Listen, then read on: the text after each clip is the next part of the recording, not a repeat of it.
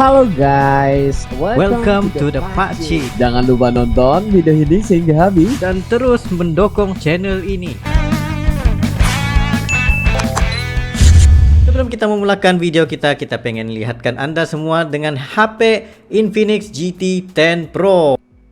HP ini mempunyai 16GB of RAM, yaitu 8GB plus 8GB virtual RAM serta 600.000 benchmark, dan juga sesuai untuk bermain game-game heavy seperti Genshin, kereta, seterusnya COD, PUBG dan pelbagai lagi, serta swafoto yang sangat menarik perhatian untuk vlogging juga, untuk selfie dan pelbagai lagi kegunaan dengan harga hanya 3 juta rupiah, yaitu RM1.000. Dapatkannya di toko-toko yang berdekatan Anda. Assalamualaikum warahmatullahi wabarakatuh. Kembali lagi dalam The Pakcik dan juga Arili. Assalamualaikum guys, apa kabar kalian? Semoga sehat-sehat selalu ya guys.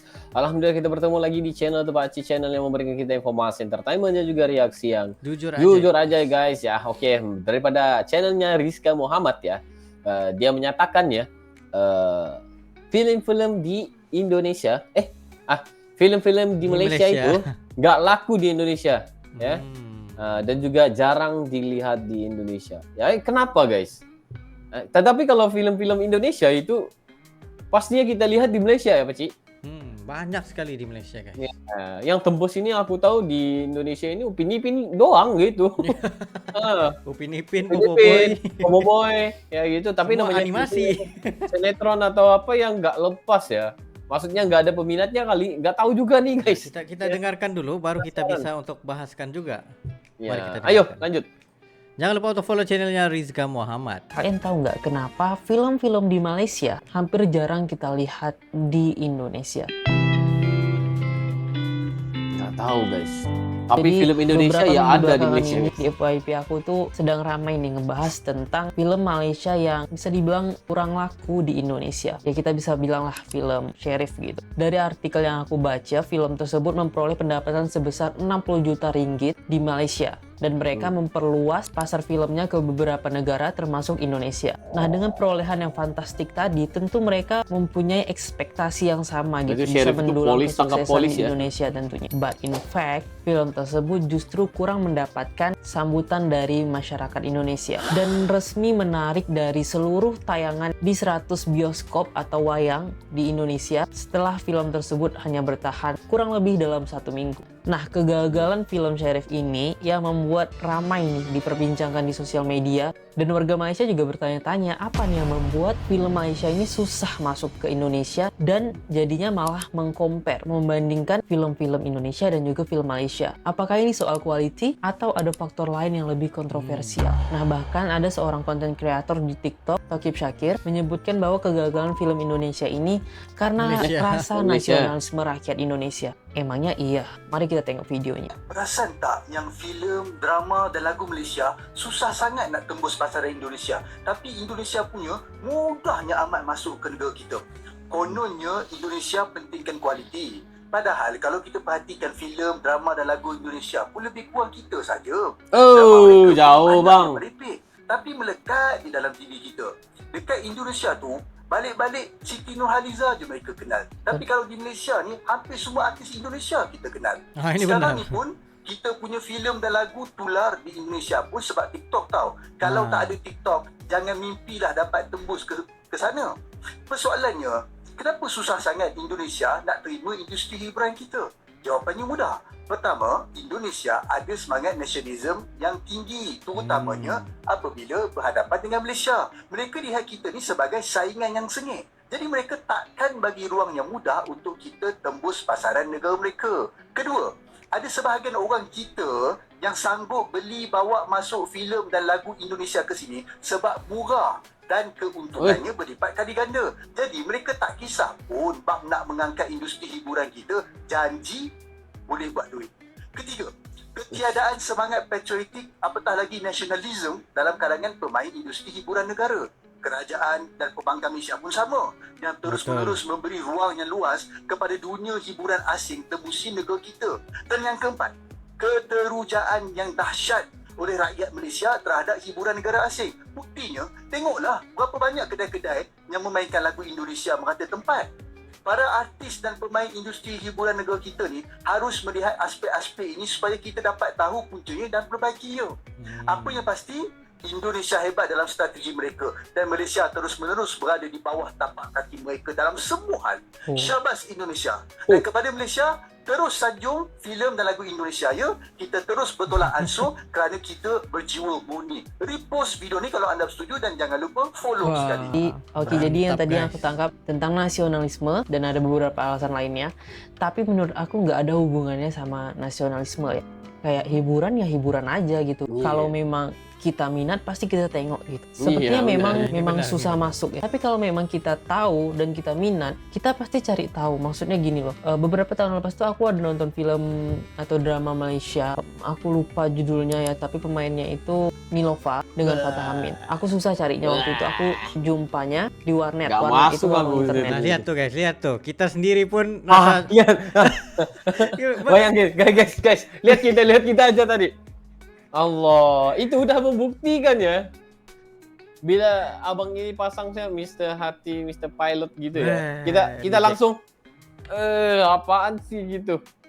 Oke, enggak apa, kita dengarkan. Nggak apa. Lepas itu kita bahaskan guys. Banyak kita pengen bahaskan juga nih. Aku tak tahu di Malaysia sebut apa. Jadi sebenarnya nggak ada tentang nasionalisme sih menurut aku. Bukan karena oh ini Malaysia kita harus support Indonesia. Tentu kita bakal support film-film atau karya-karya Indonesia. Tapi bukan karena nasionalisme film luar kita tak terima. Karena banyak kok film luar yang kita tengok juga. Terus aku juga ingat beberapa waktu yang lalu ada film judulnya How to Make Millions Before Grandma Dies. Itu film Thailand, tapi itu viral di Indonesia dan ramai tayang di wayang-wayang di Indonesia. Kalau tentang budaya juga kita tak mau terima, atau industri luar negara. Banyak industri Korea masuk ke Indonesia. Industri Korea, Jepang, Thailand gitu. Masuk kok ke Indonesia gitu. Jadi kalau memang kita minat ya kita tengok gitu loh. Dan juga aku ingat ada film Munafik, itu Munafik dari Malaysia kan ya. Film Munafik 1, 2 itu juga ramai waktu itu ditonton di Indonesia. Lalu juga ada kartun-kartun Malaysia seperti Upin Ipin, Boy Boy Boy, itu juga sampai sekarang masih ada di Indonesia. Tapi memang banyak artis-artis Malaysia yang tak terkenal di Indonesia. Yang paling terkenal tuh pasti Siti Nurhaliza. Itu pun masih ada yang tak tahu lagi Siti Nurhaliza. Apalagi kan Siti Nurhaliza bisa dibilang artis zaman dulu gitu ya kan. Walaupun sampai sekarang masih aktif gitu. Aku pun banyak tahu penyanyi Malaysia itu karena di YouTube ini, karena reaction. Banyak yang request penyanyi-penyanyi Malaysia. Baru aku tahu penyanyi-penyanyi Malaysia. So maybe karena selera aja sih gitu ya kan. I'm sure pasti banyak juga kok orang Malaysia yang seleranya bukan sinetron Indonesia gitu, apalagi yang semacam azab-azab gitu yang nggak make sense gitu kan, pasti bukan selera orang Malaysia juga mungkin. Jadi ya kembali ke orangnya aja sih, bukan ke nasionalisme menurut aku. Tapi tadi abangnya juga ngebahas tentang strategi itu juga perlu, penting juga. Tadi aku dengar juga kalau di Malaysia di warung-warung gitu yang diputarnya lagu Indonesia gitu. Mungkin itu juga bisa diperbaiki dari Malaysianya kalau memang mau mendukung industri di sana. Karena kalau di Indonesia sendiri pun jujur ya, kalau di Indonesia orang-orang kecil ya pinggir-pinggir jalan itu pasti mendengarkannya lagu-lagu Indonesia, lagu lokal, lagu dangdut macam tuh. Ada juga sih lagu-lagu luar, tergantung tempatnya juga. Jujur untuk film Sheriff itu pun aku taunya karena viral ini, yang viral karena tak laku tadi. Kalau misalnya tak ada pembahasan tentang film Sheriff, aku tak tahu pun kalau film Sheriff itu tayang dekat wayang Indonesia. Honestly, aku memang jarang tengok film di wayang. Jadi kebanyakan kalau aku sih sekarang streaming aja. Aku jarang FOMO juga sih, kadang filmnya sudah lewat berapa bulan baru aku tengok gitu. Terus mungkin karena pengaruh bahasa juga ya. Karena film Upin Ipin pun sampai sekarang masih pakai subtitle. Nggak semua orang Indonesia itu paham bahasa Melayu. Ada sedikit pengalaman aku ketika aku merantau ke Pulau Jawa. Ada budak-budak gitu. Mereka ngajak aku bercakap. Saya bilang lah, maaf saya nggak paham bahasa Jawa gitu. Karena mereka pakai bahasa Jawa kan. Terus mereka nanya, abang orang mana? Abang orang Riau. Tahu bahasa Melayu nggak? Aku tanya gitu kan. Nggak tahu katanya gitu. Even orang Indonesia sendiri pun walaupun ada orang Melayu, mereka nggak tahu bahasa Melayu gitu. Jadi memang mungkin itu salah satu faktornya ya. Banyak orang Indonesia yang nggak paham juga dengan bahasa Melayu gitu. Kalau di Upin Ipin itu kan kayak bahasanya masih bahasa yang ringan-ringan yang disesuaikan juga untuk anak kecil gitu. Tapi kalau udah di film itu kan mungkin ada logat-logat daerahnya lagi, atau ada bahasa slang, bahasa anak-anak gaul KL mungkin gitu. So banyak faktor. Tapi yang jelas menurut aku bukan karena nasionalisme gitu ya. Kita tuh terbuka banget, open minded. Selagi kita suka pasti kita tengok. Mau dari manapun film itu, lagu itu berasal gitu. Tapi kalau menurut kalian sendiri nih, karena subscriber aku kebanyakan orang Malaysia, apa nih faktor yang membuat industri Malaysia tuh agak susah nak masuk ke Indonesia? Aku penasaran. Tapi ini juga pendapat daripada kita lah juga kan sebagai rakyat Malaysia di sini. Macam kita sendiri pun masih juga ada permasalahan untuk melihat kepada wayang-wayang di Malaysia ini, kerana kita sendiri pun sudah berapa kali komentar, berapa kali itu ini memberi rating, tetapi masih juga perfilman di Malaysia ini di tokok yang sama, yaitu dari segi quality guys, quality dan juga jalan ceritanya, dimana ada beberapa filem yang memang sangat menarik. Oke, ada beberapa filem yang sangat menarik tetapi tidak popular sangat. Seperti ada satu filem kakak adik, abang adik.